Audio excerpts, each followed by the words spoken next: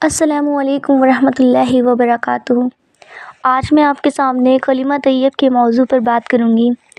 کلمہ طیب لا الہ الا اللہ محمد رسول اللہ اللہ تعالیٰ کی ایک خاص نعمت ہے اور ساری نعمتوں سے بڑھ کر ہے۔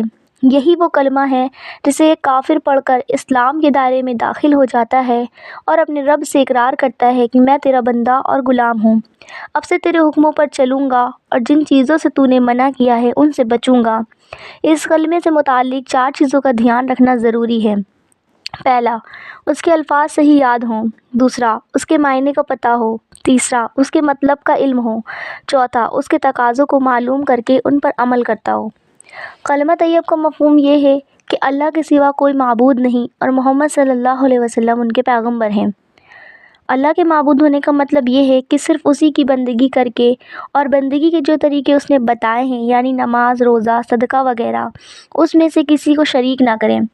اس کو حاجت روا، مشکل کشا، ہر جگہ حاضر و ناظر، ہر بات سننے والا یقین کریں۔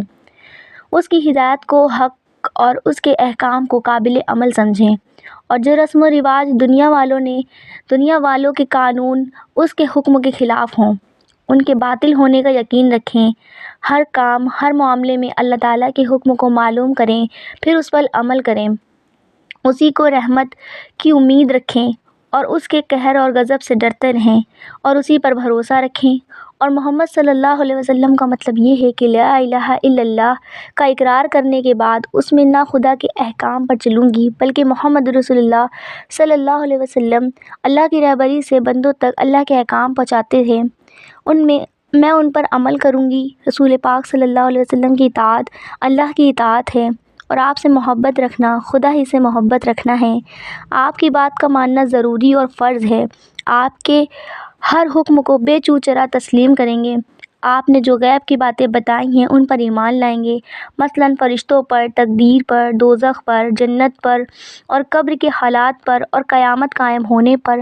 اگرچہ یہ باتیں سمجھ بھی نہ آتی ہوں، یہ یقین رکھیں کہ آپ نے زندگی گزارنے کا جو طریقہ بتایا ہے اور پوری طرح خود اس پر عمل کر کے دکھایا ہے وہی حق ہے اور خدا کو پسند ہے۔